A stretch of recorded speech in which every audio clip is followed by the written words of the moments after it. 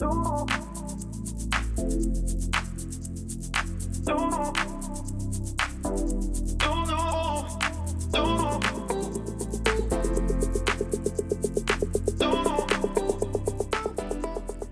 this is Tiara, Hello, this is Ali. and this is the Goddess Vibration Podcast. Welcome back to another episode, you guys. I'm so excited for this episode because we have yet another guest.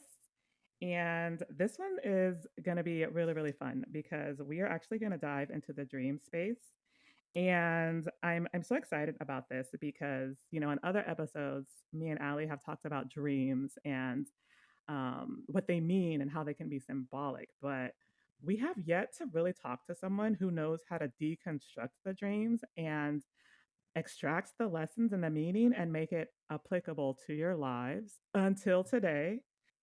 So, with that, I would love to introduce Athena Laz. She's a psychologist and author of the book, The Alchemy of Your Dreams, a modern guide to the ancient art of lucid dreaming and interpretation. And I did read a little bit of the book because I was just so curious. And Athena, I want to say that your writing is so beautifully eloquent. And, some of the stuff that I read about and picked up on, it all resonated and it all made sense. Especially when you talk about like how dreams are a message and how they're meant to be applicable in your life, and they can be. So I was wondering if you can share a little bit more about what inspired you to write this book. Well, firstly, thank you so much for your kind words about the book. It's always nice to hear feedback. Um, I was really inspired to write about dreams and really the connection that we all have to both our psyche and the unseen, because my own dreams have always been so meaningful and powerful. When I was younger, I had a lot of dreams that offered me guidance and it really helped me. And so I learned from a very young age to pay attention to dreams, not just as these things that kind of happen to us, but really as something much more profound. And so when I sort of I became qualified and I had to practice for a very long time. And I thought, someone said to me, what is it? What would you want to share with people if you only had a short amount of time to live? Like, what would you want people to know? And that's kind of how the idea for the book came about. And also at the time, I wanted to talk about intuition, which comes through in the alchemy of your dreams, because it's all connected. So that was really what I felt called to speak about and to write about. So that's kind of just like a brief look into why I wrote what I wrote. That is truly fascinating. I have also been dreaming, like lucid dreaming, since I was little. And to this day, even in my adulthood, I can still remember some of those dreams, which is so wild to me. And I was wondering if you could give some insight. Like, most people forget their dreams immediately unless they remember to journal them. So, is there any significance to those people who can still remember those very profound and significant dreams, even from a young age? Can I pick your brain on that? Sure. Well, firstly, I think that is so amazing. And I think that, um, you've had active lucid dream experiences. And a lucid dream experience is so vivid and it's so extremely real. And it's very hard to forget that because it's like saying, well, in waking life, you could just forget kind of this pivotal experience that you have in waking life. And even though that can happen to us over the years, it's almost the same thing I find with dreaming. When you have very impactful lucid dreams specifically, they do tend to stick with you. I also find that sometimes for people who really struggle to remember their dreams, and for people whoever's listening, if they've never had a lucid dream, it's really a matter of just reconnecting with that aspect of yourself and then honoring the process.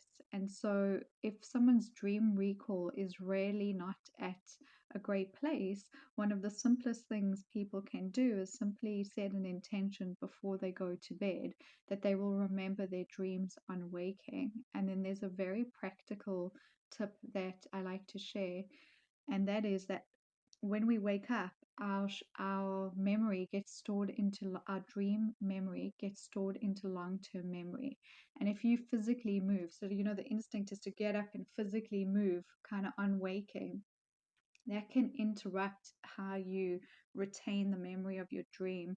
So if you're someone who struggles to remember, it's really helpful that like on waking, just to really lie very still, and if you can, close your eyes and replay the dream or whatever you can remember from the dream, like a person, a symbol, a feeling, whatever it is. Just try and replay it in your mind for about 30 seconds, and that usually shifts it into long-term memory, which helps. Hmm. That is so That, fascinating. it really is. And, I've had that problem where I've struggled a lot with retention when it comes to dreams. And, Athena, I'm not sure. I was wondering if you could share a little bit about this. I know that for some people, there's this phenomenon where, like, they have dreams, they know that there's a dream, but they don't remember specifically the impact or like the um, symbology in the dream. Would you say that for many people, dreams are symbolic in nature? Like, it just seems like many people who, have dreams, oftentimes the message is rooted in symbolism. So it really comes down to being able to interpret that. But would you say that that's accurate, or is there more to it than that? I think that is a very accurate statement. And then at the same time, there's definitely more to it than that, right? Um, I like to think about it in this way. So, in waking life, we can reach much deeper states of awareness, and we can do that through multiple practices, right? So, a good example of this is just thinking about a meditation.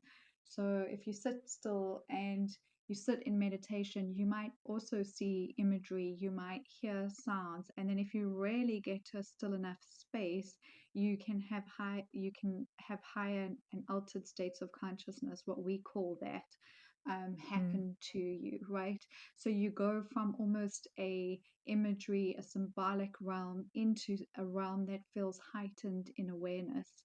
And so in mm, waking life that happens, and we a lot of us are familiar with that experience. And for me in dreaming, it's actually kind of the same thing. I mm, feel like every single dream actually has um, meaning to it, even if it's to tell us that we are spending way too much time watching TV or we're filling our mind with junk, right? mm, So even a symbolic dream that comes up like that, that's helpful because it's telling us something about our own well-being, and it tells it to us in a story, in symbols, in the way we interact in the dream. Say we're being chased by someone and it's a figure that's really frightening, but just before you fell asleep, maybe you watched Criminal Minds, right? So all of a sudden you're having these dreams that kind of they mirror the the feeling state and the frequency that you're falling asleep and going, you're going to bed and falling asleep and then dreaming. But then at the same time we have access to higher realms of consciousness, non-physical interaction when we sleep. For example, I'm a firm believer that we can meet say deceased loved ones in the dreaming space, and that's something that actually often happens naturally for people. And depending on what a person's belief system is, they might wake up in the morning and say, oh, that was such a nice dream. um, Maybe it's how I'm processing grief. And for other people, they'll receive information and they'll know, oh, actually this is just something that goes beyond our ordinary thinking. Can I go back to what you said about how every single dream has a meaning? Because I've had dreams that were just like a hodgepodge of nonsense where it was just like all this stuff was going on and like nothing really made sense. And I was just doing things that like weren't really rational.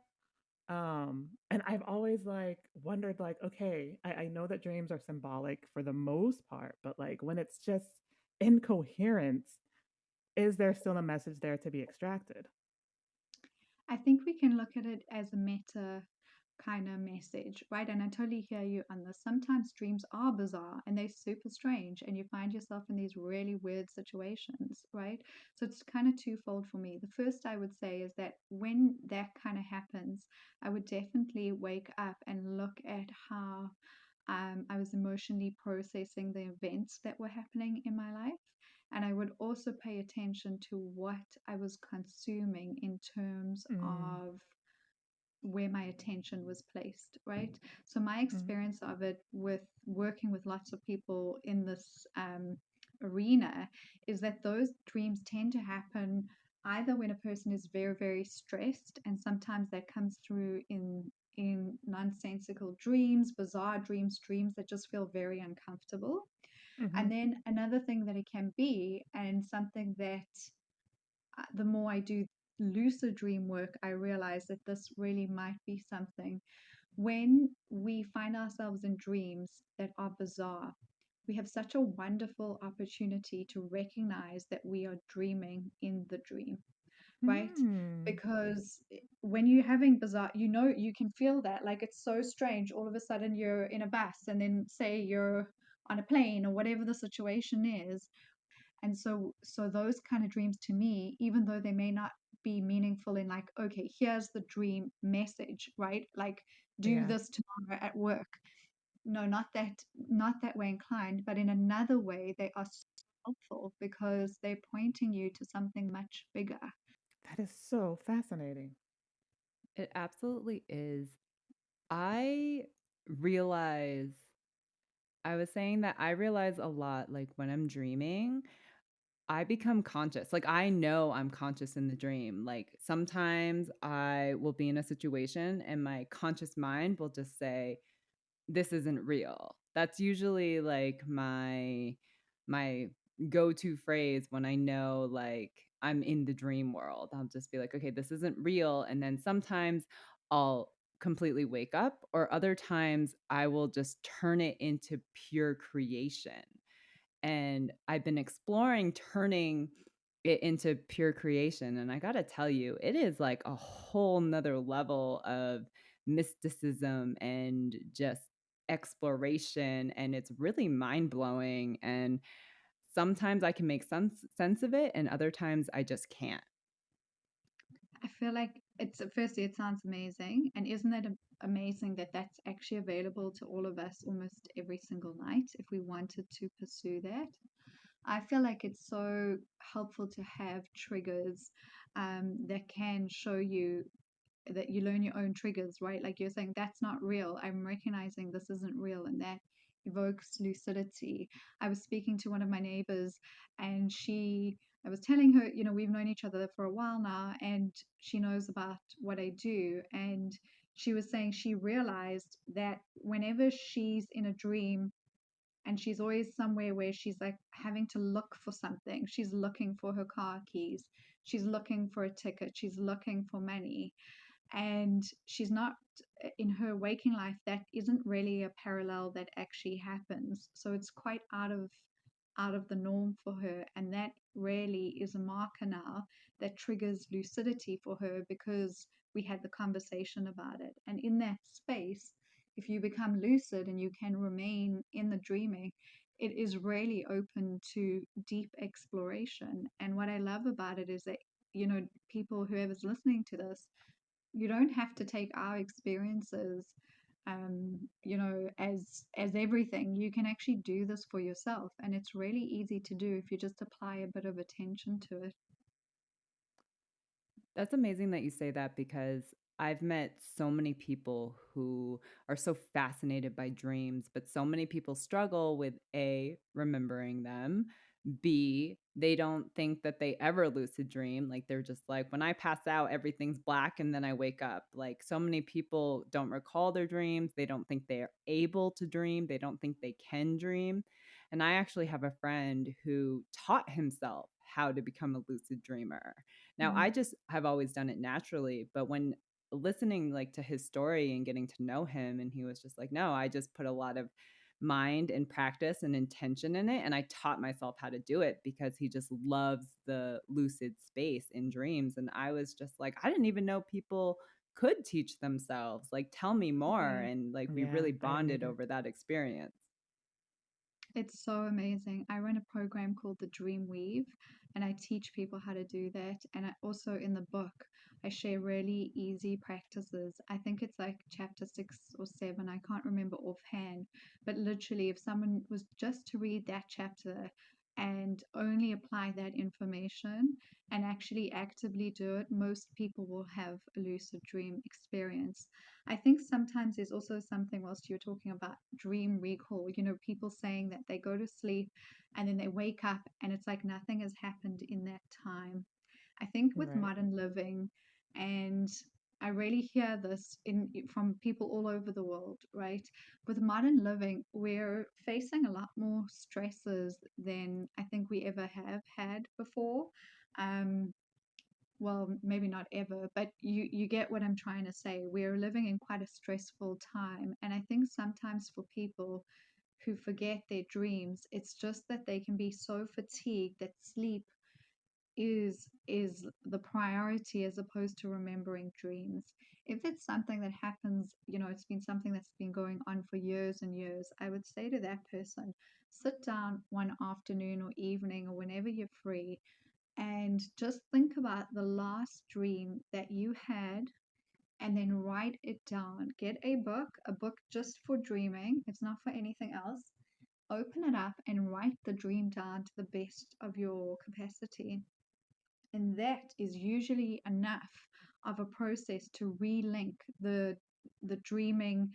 Well, it's actually not the dreaming mind, it's the psyche is almost like given permission to become um, it's almost like you're saying to your own psyche, I'm listening, I'm ready to listen, and okay, take me on a journey. And the minute you do that, and you're not too sort of controlling about the process. Like if it doesn't happen one night, you trust that maybe it will come up in the next couple of weeks. It tends to come up. I feel like our dreaming mind isn't a mind, it's the non physical part of us, it's the bigger part of us. And we categorize it into a space of almost thinking. And for me, it isn't a thinking, it's the non physical, larger part of us that I believe that when we die, that's what we are. And so every night we have the opportunity to really become well acquainted with that part of ourselves, and dreams show us that.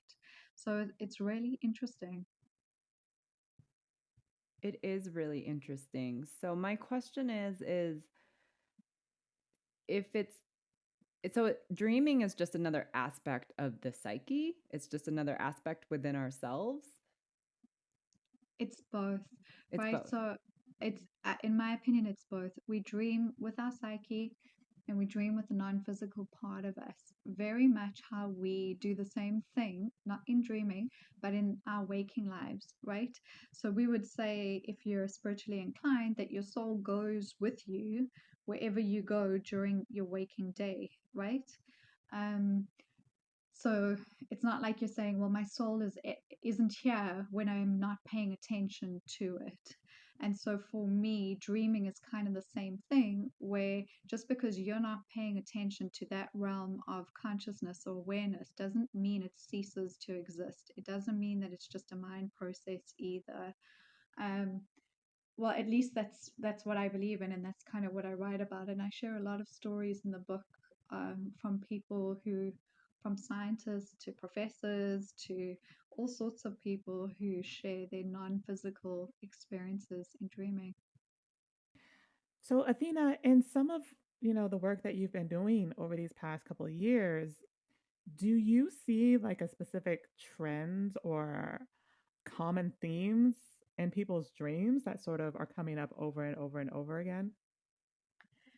there definitely are common themes that pop up, and they're usually collective symbols, and they kind of have a lot of weight to them. So symbols like a mother or falling, being chased, teeth. That's a really big one. I often hear about that. Um, there definitely are collective symbols that we tend to gravitate towards as a collective, I feel.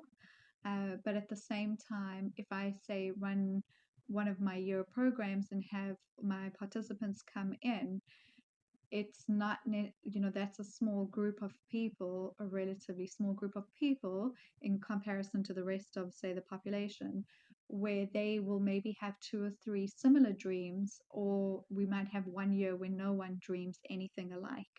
So there's definitely is something to larger themes, but then at the same time, it really depends on what kind of dream work the person is doing. So, for example, I'm just trying to think of a tangible thing. I wrote a dream article on frogs for the Today Show, and we do common collective themes that people write in about, and they say, I've been dreaming about my teeth falling out, or being chased, or fire. And a lot of people wrote in and said they'd been dreaming of frogs, and it was such an interesting symbol to me. And then, literally, like a week later, someone messaged me on Instagram to say, "Oh, I dreamt all these frogs were jumping on top of me, and I got such a fright that I rolled out of bed and woke up. What do you think it means?" And Mm. so it really, I always say that those kind of dreams, the person has to go, "Well, why am I having this dream in this way right now? Why wasn't I having a frog dream 2 years ago? What is it about my life right now in this moment that is kind of evoking that imagery?" Very interesting. Did you happen to or determine like because I've never personally dreamt about frogs, but I've heard of people dreaming about animals. Like I had a my sister had a dream where she dreamt of her deceased cat, and it was like there was a bunch of the same cat. It was just like there was a bunch of her. The cat's name was Lily. So there was a bunch of lilies in her dream. Um, so I'm curious to know, like, were you able to determine a specific meaning for the multiple frogs, the multiple So animals? I love the question, and that's so cute that she would dream of lots of lilies. For the person who reached out to me on Instagram, they were in a work situation that was about to it was like make or break. And frogs in ancient culture are often associated with wealth. Even in fairy tales, we see how frogs, that you have to kiss, the princess has to kiss a frog for him to turn out to be a prince. And we all, in my opinion, have ancient memories stored within us. When it comes to multiplicity, I think it's really about paying attention to the symbol. So, like, if one frog cannot get your attention, maybe 100 will, or maybe five lilies will Oh, get your attention as interesting. opposed to one. So, for me, I would say it's an intensity of something as opposed to it. Um, I don't know, being something else. But again, it can mean something else if a person, say, in like deep analysis. But I would say, generally speaking, that's how I would take what I would make it to mean. That's interesting because you see something like that with numerology, where people might see like 11, and then they'll see Mm. 11, 11, and then they'll see 1, 1, 1, 1, 1. Um, Right. and the way that generally that's interpreted is that it's like a magnification of, one or of 11, like it's being intensified in some way. So it's just interesting to see the parallels there. It's super interesting. It's actually such a great example of it. Um, in this book that I'm writing now, that's coming out next year, I write about how, well, I was thinking about how we so often want to say, like, receive signs from the universe. A lot of people, they ascribe meaning, like, oh, I'm seeing 11, there's a meaning, there's something bigger than what I'm just witnessing, right? I'm having a dream of a frog, there's this means something. And the minute you step into a relationship with the world, with yourself, with the universe, where you're like, okay, it's not one dimensional, it's multifaceted, we are multidimensional beings, this is a language that we can tap into, and it's a bi-directional language that non-physical essence uses to communicate with us, and then it's up to us to really decode it and understand it. I feel like what happens is, the more in my own life, and I'll speak for myself here, the more I show up and willingly choose to listen, let's just say, to spirit, Mm. like sitting down in the morning and waking up first thing and like 8 to 8:30, just doing a practice where I'm just listening. I'm not asking for advice, I'm not setting intentions, I'm not doing anything other than being open to receiving. Mm. The synchronicities still happen, the multiplication of them sometimes will happen, but I've found that that becomes less necessary, because it's like that part of what we're interacting with is like, oh, wait, she's listening now. We don't have to do these big, bold messages Oh, to yes. really get her to pay attention. Like, she's paying attention. Great. Okay. It's almost like I always say to people, I do a section of like getting to know your guides through dream work in my dream weave. And a lot of the time people will say to me, um, how do I know this is real? And actually, it's so funny that your sister's cat's name was Lily, because one of the examples that I share, and it's a real story, is that I had a participant come and we did a workshop, and this was years and years ago, and she was really struggling to recall her dream. She didn't have like intense experiences like a lot of the other people were having, and she was feeling like a bit disappointed, which I totally get because it can feel so disappointing. Yeah. Anyway, she had a dream the one night and she dreamt of a lily. And then she woke up and didn't think about it. But we had like actively done a workshop literally 2 nights before about, okay, I'm ready to meet my guide, I'm opening myself up to this Oh. relationship. I am like, I'm ready, I'm here. Okay, and so that's what we incubated, and she didn't receive any information. And then she had a dream about a lily, and because I make people write down whatever they remember, so she wrote down, okay, dreamt of a lily. And then she literally, with the workshop finished, she went home, everybody left the retreat, and like a week later, she randomly got a bunch of lilies.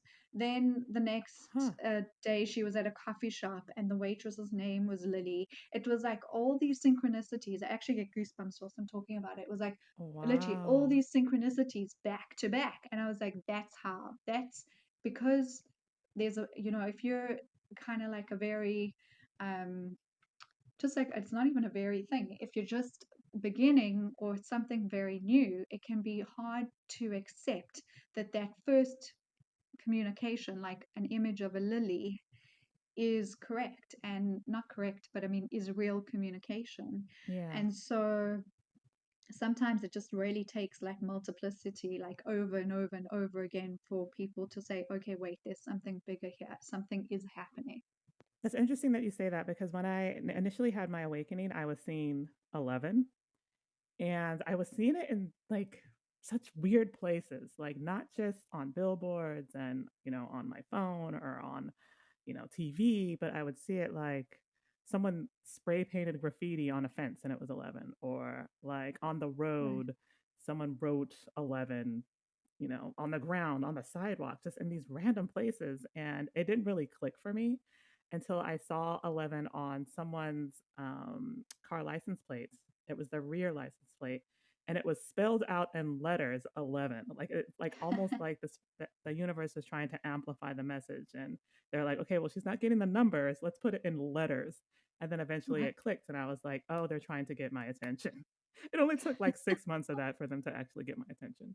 Um, but yeah, it's six just so months interesting. Oh, sorry, I didn't mean to interrupt. I was going to say 6 months, it's better than never getting it. You know what I That's mean? true. That's true. That's very true. Yes, absolutely. The universe works in very mysterious ways. And I would love to kind of shift gears here for a second and pick your brain about astral traveling. Sure. Is astral traveling similar to lucid dreaming? Because I don't know if it's like the same space we go in the subconscious or in the psyche, but some people just say, like, I'm able to astral travel, but lucid dreaming's really not, it's like harder. But I feel like there's a lot of parallels between the two. So I would just love some insight on that. Sure. I think you're really right. There are a lot of parallels. I think we all actually naturally go out of body every night, whether we remember that or not. So for me, lucid dreaming, the fundamental difference I would say is that it's a very inner world experience. So, not to say that you can't have incredibly um, like mystical, I don't even want to use that word, but incredibly awe inspiring experiences in this space. So, for example, in a lucid dream, right, if you get to a level of being able to control the lucid dream space, where, say, you find yourself in a dream and you recognize, okay, I'm dreaming, you can clear out the dreamscape. And I shared tips on how to do this in the book.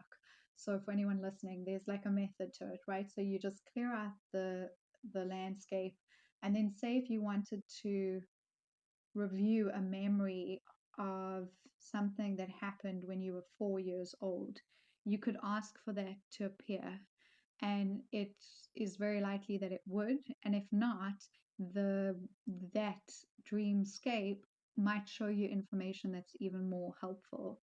And at all times, you're able, well, you can learn to be able to control, not control, but to interact with the environment in quite an elegant way. With astral traveling, it takes it a step further in that we are not just interacting, say, with our own inner worlds, or say with like a non-physical guide, but you could physically, not physically, you're non-physically traveling to a non-physical location, and two people can share the experience. So we could meet up at a specific, or you could go to, let's just say, we meeting past a certain place, and you go past and I go past, and we can experience that place and then come back and review it and share the information. And that information should have parallels. Like if I was going to say to you, let's go to Brooklyn Bridge, and we're going to stand at this place and look up at it, and then we're going to share what we saw. We should then be able to share what we see together, and there should be parallels, right? But it's definitely a place of exploration, and lucid dreaming you can use lucid dreaming as a jumping point into astral travel, so, or out of body, whatever you want to call it. So you just they're just practices that you can learn to do. So when you're talking about like meeting someone, is that dream sharing? Is that a thing? Like where two people can agree to meet in the dream space at a specific location? Because I've heard of phenomenons like that, people sharing their stories of, yes, I intentionally set that I'm going to meet this person at this location, and then it just so happened to happen, and then they'd wake up and they both remember it, and then they would have a conversation on it. And I've always have found the dream space to be so enthralling and phenomenal and fascinating and curiosity. And I just like I this I love that we are able to have this conversation with you, because it's mind-blowing. I was saying, it's been a great conversation. It's been great speaking to both of you, because I feel like what I love about these kind of conversations is that they open up more questions, So for someone listening who's hearing like, oh wait, is that actually a possibility? Like, could my sister and I choose to meet up in a dream? Could that actually happen? My thing is, try it out and see it for yourself. That is what's so amazing about this avenue of discovery, is that you really just have to put your attention towards it, and it opens up. I really feel like, in so many ancient cultures, actually almost all of them, dreams are not just dreams, they're gateways into higher states of consciousness. And we have lots of different words for what that means, but at the end of the day, to me, it's really just non physical exploration and remembering that we are a greater awareness than the thinking mind. That's just absolutely amazing. Something else that I often dream of is me personally, I find a lot of portals in my dreams. Yeah, that's Like, cool. yeah, and I share them with Tiara, and I'm just like, I don't know what happened, but it's like I find these portals. Like, for an example, on the Lionsgate portal, the night of August 8th, I found like this book, but it was very photo album. It was represented as a photo album, but this photo album was very like special. It had like a very magnetic pull, and it had like an electricity, and like it had these random pictures. And I put like my hand on the photo album, and my hand could go through that specific picture that I was looking at. I think it was like a beach, and it kind of reminded me of Hawaii. And so I put my hand in, and I realized like this is a portal. I could actually physically put my body into this portal and be transported to this place. And I just dove right in. And then the next thing I knew I was like on this beautiful island and looking around, and I'm just like, what did I just discover? What just happened? It's so amazing. I love hearing stories like this. I think that that is the practice, and it can happen very spontaneously, and then it can also be something that you can learn to try and intentionally do, deliberately do. So it's really, I just think, quite wonderful actually when you have dreams like that, because I don't know about you, but I always feel like I wake up and I'm like, oh, wait, that's such a good reminder. It's such a good Yes. reminder of perspective. And I often dream about finding random portals. I don't know why, I don't know how. Like have found random portals to ancient civilizations, to like lost golden cities, and it's just like my dreams are just so profound and fascinating, and it's like I don't even know what to do with all this information or what any of it means, but it's just I love dreaming. I look forward to sleeping at night because I just have no idea where I'm going to go next. Isn't that fun? My sister said the same thing. She's a dreamer. She's a heavy dreamer. The one with the cat Lily who passed, and she's been dreaming for years. And she speaks of what Ali just described, where she's had dreams where she's discovered a portal and gone to some other magnificent realm. And she's always like, I have these dreams and I don't really know what they mean and I don't really know what to do with it. And Athena, after, speaking to you, I'm going to gift her your book because I think she needs it so bad. And because she's such a profound dreamer, and I just feel like there's so much she could probably be extracting from some of Hmm, these experiences that she's having if she had guidance on it. And so, right.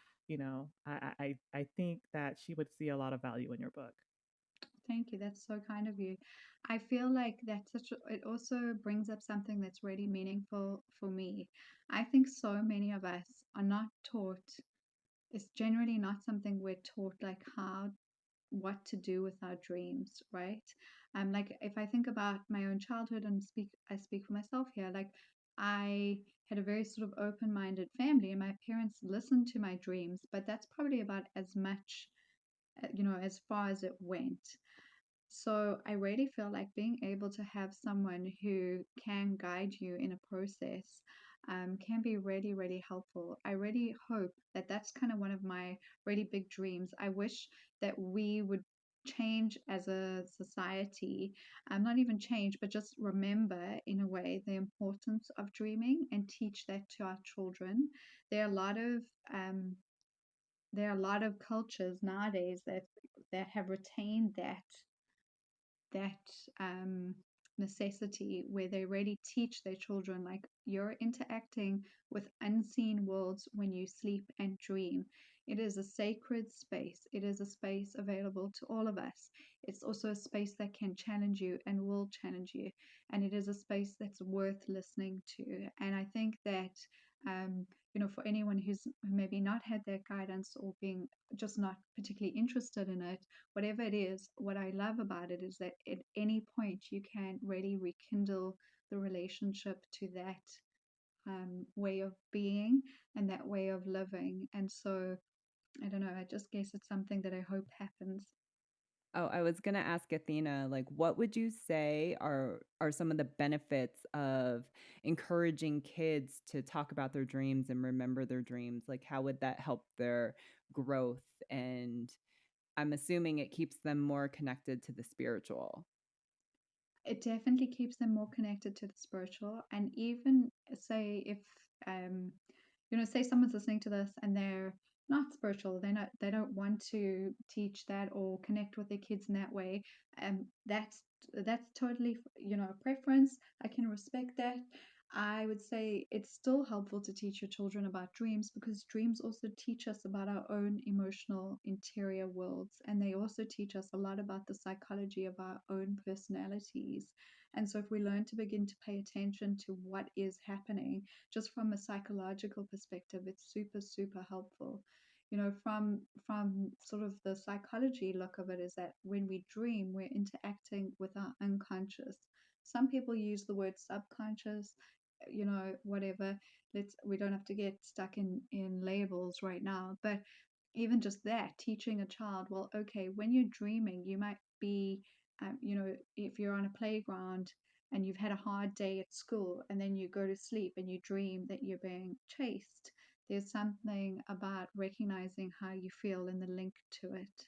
And I think teaching children how to understand their own feelings, how to understand their own fears, and also how to understand with the imagery that happens every single night, whether we want to experience that or not, we all dream every single night. And that's scientifically proven, So I think it can also just give them language to voice what they're experiencing. A lot of parents that I speak to now who kind of find my book and they'll have kids who might experience, like they'll say the bed is shaking at night. They get the feeling like they're falling back into the bed. Sometimes that's actually like telltale signs of having had an OBE, right? You're astral traveling, and then when you're coming back into your body, that it can feel like that, or when you're exiting, when you're going from waking into sleep into dreaming. So I think just understanding that information can be very empowering for parents because they can speak to their children about it. I think that that is so empowering. And I will say that especially as we are children, I would say that a lot of emotions get repressed, right? And I know that like when we're children, we are much more connected to source, even though Mm. like as children, we don't consciously know that. As we become an adult and as we're like our minds are developing and we're kind of navigating through emotions and really kind of figuring out like how we feel about certain things and how to express certain things.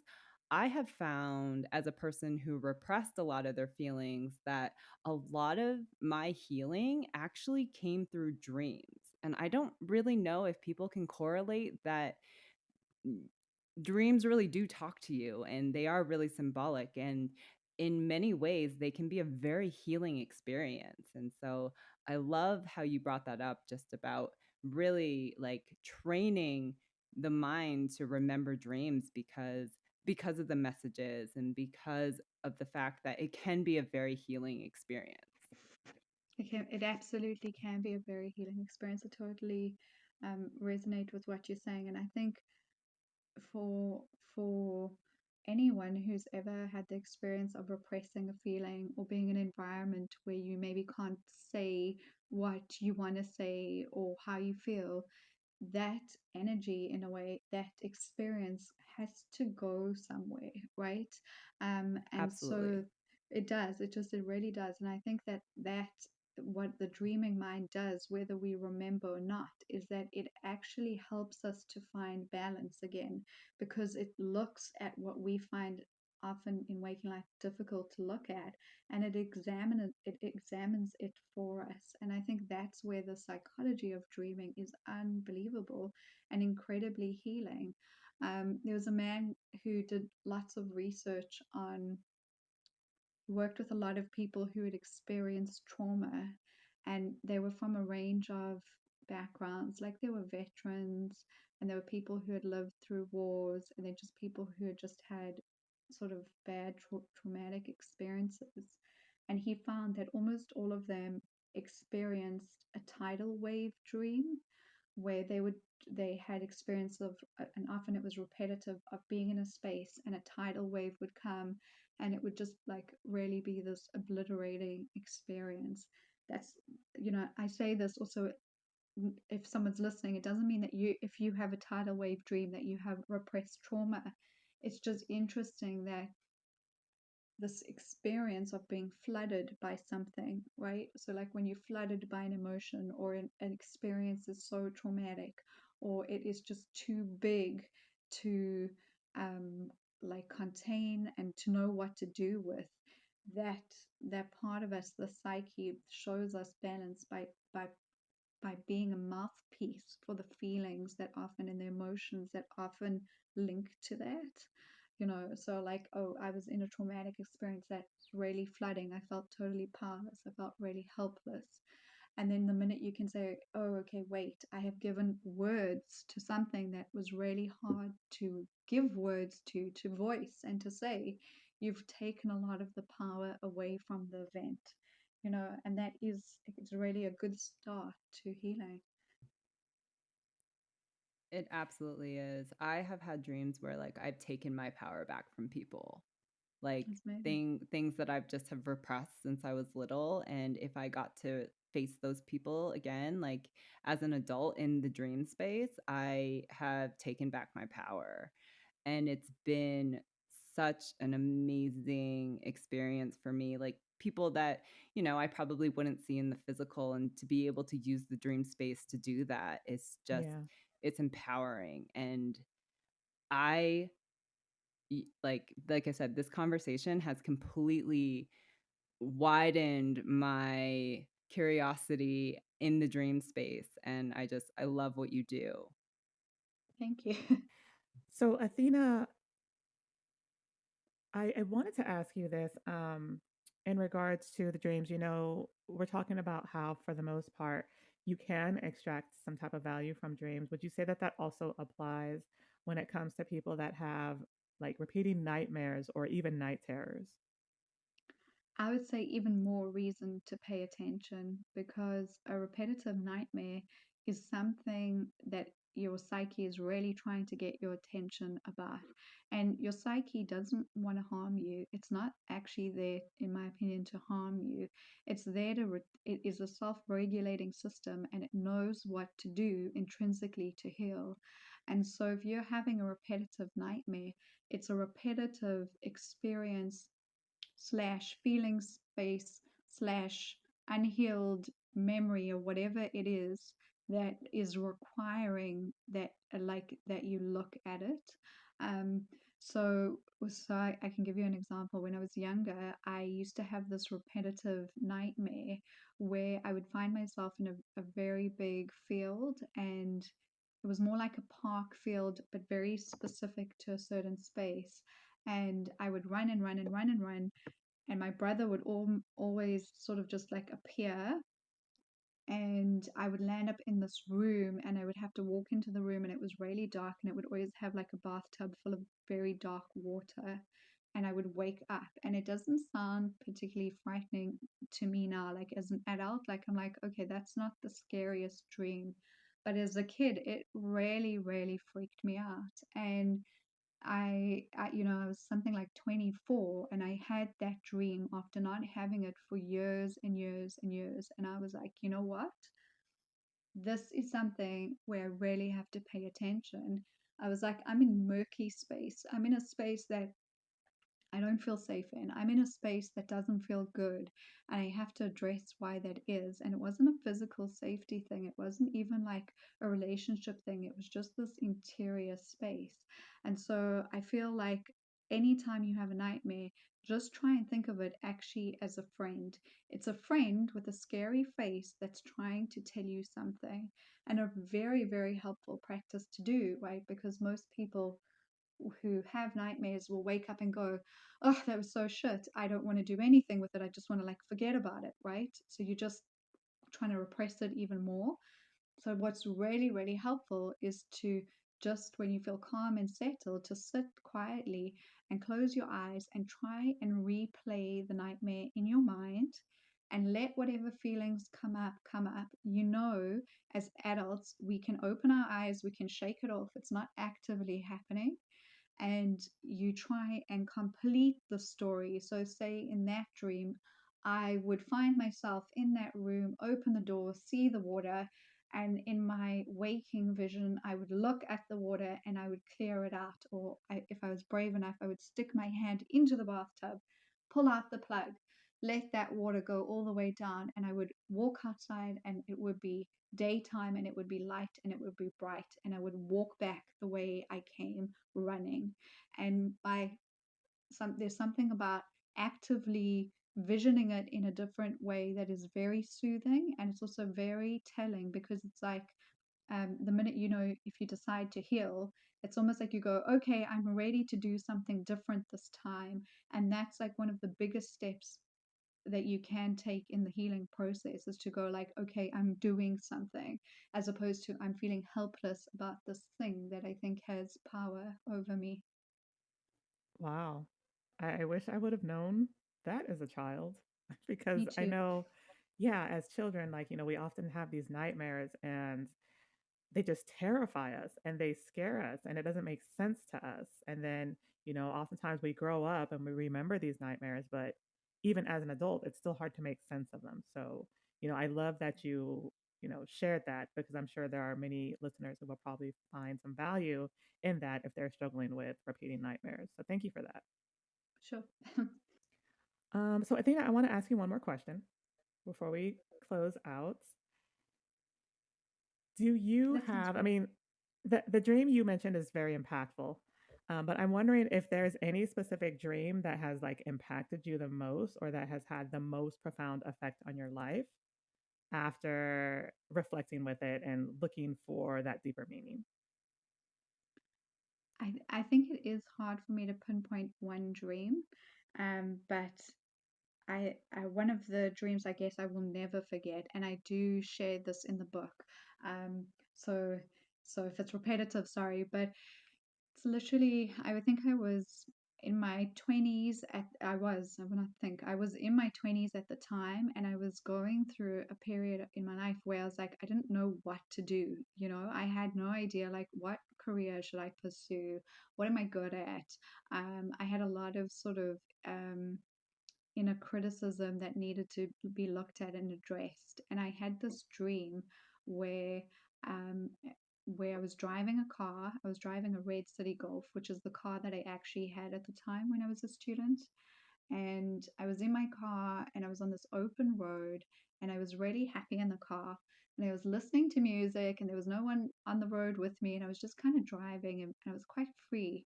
And I looked in the rearview mirror and I saw this Jaguar sitting in the back seat, but it was strapped into, it had its seatbelt on. And in the dream, I was totally sort of unconscious. I wasn't lucid. It was just a dream that was happening sort of at me. And I saw this jaguar and I freaked out. I couldn't believe it. I was so afraid. And I was like, what should I do? Should I pull over the car? Should I jump out the car? What do I do here? Like, what am I going to do? And it just sat really quietly and very like quite serenely actually and just looked at me. And I got such a fright that I woke up and I was really in a stage in my life where I completely didn't own any of my power. I didn't accept any of like my spiritual gifts. I didn't accept my intuition. I didn't accept the fact that I could go out there and create and do things. So I was really like kind of self-victimizing myself at the time. And that dream really shook me. But in true form, I woke up, had that dream, did sweet absolutely nothing with it. And at the time, I was unemployed. I was literally kind of like bumming around, and I went to a like a this like shopping center that had all these little boutique shops, and one of them was a secondhand bookstore. And this woman who worked there, she was on the telephone, and she kind of had like the phone on her ear while she was carrying a whole lot of books like in between her shoulders. And she came up to me and she just said, like, look at these books. And she gave me a stack of books. And on top of that stack was a book called Jaguar Woman, um, by an author who's she Wow. passed, yeah, she passed away a couple years ago. But literally it's a shamanic story about a woman in Beverly Hills back in the like 80s, or where she literally has this experience of seeing a marriage basket, a Native American marriage basket in a gallery. And she tries to go and buy that painting, and then later realizes that the image she saw wasn't really there. She saw it, but it wasn't there. And she goes on this spiritual journey, to like reclaim her spiritual um, knowing, I guess I would explain it. So I bought the book and I read the book, and it really helped me to wake up. I Mm. enrolled for a psychology program. I Wow. enrolled to study with a shaman at the same time, and it really just that dream helped me kind of kick into gear and not be so afraid. But I mean, I didn't pay attention to that dream. I often think about my guides back then, like I made them work. I know what that's like. Yeah. Ath- Oh dear. Athena, thank you so much for sharing. Before we close out, because I know we're running short on time, I just have one more quick little question. I hope it's quick. I have noticed in my dreams, like, because I remember so many of my dreams, like when I'm awake in the physical, I experience a lot of deja vu. And I am just curious if that is common for people who can remember dreams, and if they're in the conscious awake and you're in a situation, and like sometimes I'll just get this sinking feeling like timelines are merging, or I have lived this experience before, and deja vu happens all the time. And I was just wondering if there was any correlation or what your thoughts are. I definitely think there is a correlation. There's a great word called déjà rêvé, and it means already dreamt, whereas déjà vu is already lived. And when I read about that distinction, it was so like mind-boggling for me, because I really think we often actually have dreams of the future, and we retain the memory of it, right? So you're standing, say, in your kitchen, and then you're like, oh, wait, I'm having that sense of deja vu, that That's sense of like, exactly what ooh, happens. That's you exactly know, what happens. Verbatim. right? So, and I think what I feel about it is that I think that the more we become conscious as a species, I guess, the more we'll see that those kind of experiences are actually more normal than we think. And I don't know if you guys have ever watched a movie called The Arrival. Have not. Not yet. I'm going to. I think you'll like it. I think you'll both enjoy it, actually. It's definitely a movie you should watch when you're kind of in the mood for something like that. But the basic concept is that aliens land, they arrive at all places on the planet, like 8 ships. And it isn't an alien movie, so I'm not saying like, well, it is, but it isn't about that. And in essence, there's a linguist who has to go onto one of the ships because she gets the job of having to figure out like what they're trying to communicate back and forth. And it is such a good movie in that it has a lot to do with like precognitive dreams and also time. And I won't say more about it because I hate it when people ruin movies, but it is so worth worth the watch. I think the more I do this work, the more I have experiences, the more I hear other people's experiences, I just feel like I'm learning more and more, like, oh wait, we have no idea. you know we are Yes. so kind of new to this, not new to consciousness, but we are all learning. And I think things are much more malleable than we think they are. Absolutely.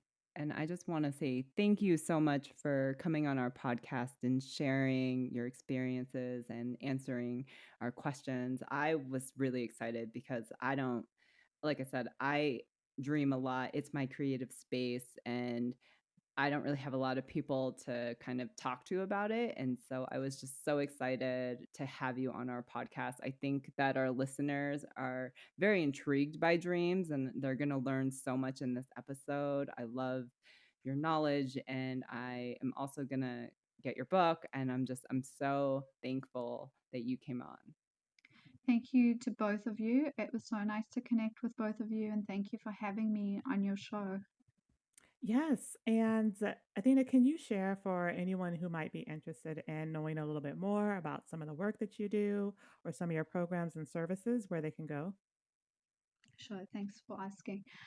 The best place to start off with is on my website. It's www.athenalaz.com. And then the book is a really good resource. And I also have a dream journal. It's called the Deliberate Dreamers Journal. And so on the website, there's also free meditations that I offer. So for anyone who just wants to sign up and get um, meditations, that's a good place to start. And then if people are really interested in being part of a community of dreamers, I run a 9-month program called the Dream Weave, and Oh, we dream as a group. We do practices as a group. It's a very safe and supportive space where all types of dreaming, it's accepted and celebrated. So we look at symbolic dreams. I teach people how to lucid dream, and the group will often have kind of shared experiences where they tend to almost have like group consciousness. So like one of my dream weaves, the one year we almost every single person sadly had lost someone mm. kind of unexpectedly, and they all signed up, and so it ended up being this Oh, amazingly. interesting. It was so it was so interesting. It was so beautiful to be part of, and it was so amazing to see everybody's journeys from like month 1 to month 9, and just the support that like everybody gives to one another. So that's the kind of container that I try and create. And then next year, for anyone who's interested, I have an oracle deck coming out with Hay House, and it's all about seership, and a new book that will come out in September. But I'm sure we'll probably reach out to you before then and send you copies. So Thank we, Yay. you. That's amazing. And thank you for everything that you do and the Dreamweave and the program and having a space for people to connect. I mean, Yeah. I need to join that because like I said, it's just I there's not very many people that can relate, only because most people I talk to are like, yeah, once I'm asleep, I'm dead. It's like I'm a dead body for the night, and I wake up and it's black, and I wake up and I'm just like, did I even get sleep? are you working in your dreams now? Oh my gosh. Right. That's so funny. Well, we'd love to have you. I'll send you guys the links, Okay. and have you in the community if you want to join. Thank you. And then for those who are listening, I'll make sure that all of Athena's information is in the show notes. So access to the book and to her website will be there for you guys. So again, Athena, thank you so, so much. And I hope to be in touch because it sounds like we're going to be following your journey here. And Ali might be joining your group. So Sounds yes, good. so thanks again for taking the time to chat with us today. Thank you. Thank you for having me. Yes. Everyone, have a great week, and we will catch you next time. All right. Take care, you guys. Bye. Bye. Bye.